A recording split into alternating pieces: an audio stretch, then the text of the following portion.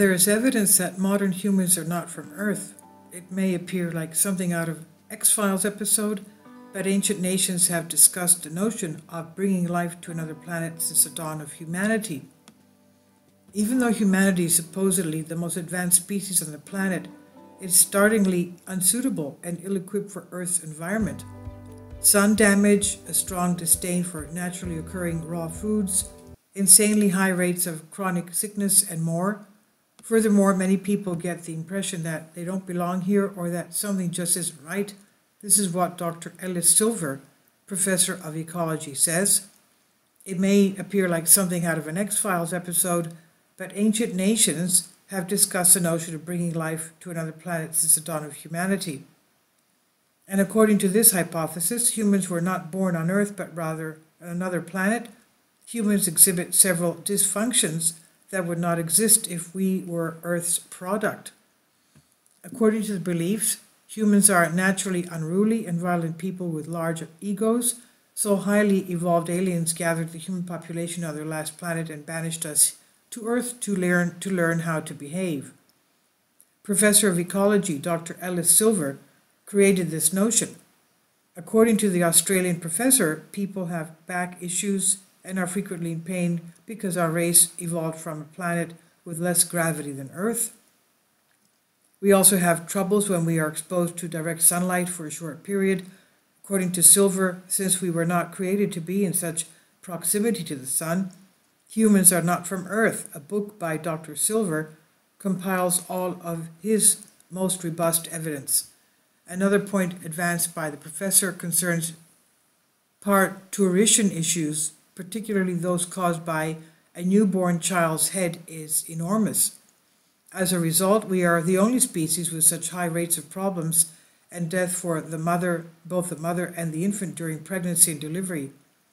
He also mentions how people aren't prepared to deal with the natural environment, such as cold or heat. The idea also analyzes the contradiction that many sorts of meals provided by nature, such as raw food, are disliked by humans.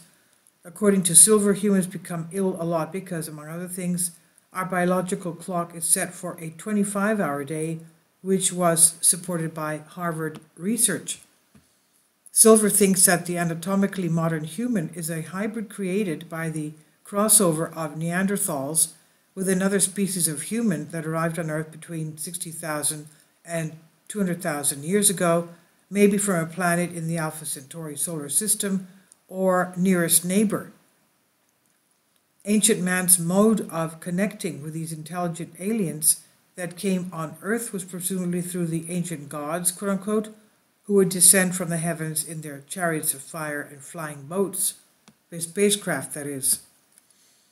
Ancient cultures sometimes describe these gods, with a small g, as appearing like modern-day astronauts, which Dr. Silver believes are ETs visiting Earth from another star system.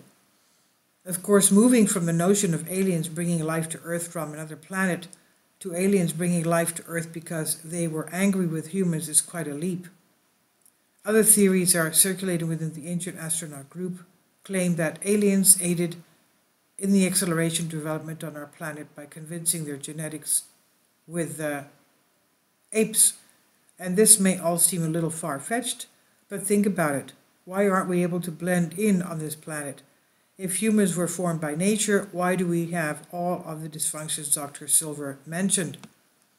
I'm sure a scientist would want to undertake some genetic research if we eventually solved the physics problem and were able to travel to distant stars and came across various kinds of primates. And this is on Collective Spark by Deshi News Post. Please leave your comments. Thank you for your support. Kindly support my Patreon account. The daily posts are 5 videos daily, and they are totally different from what I have on my YouTube channel. Thank you so much for your support and that you find all my content so interesting. You'll find the Patreon account details in the description box below.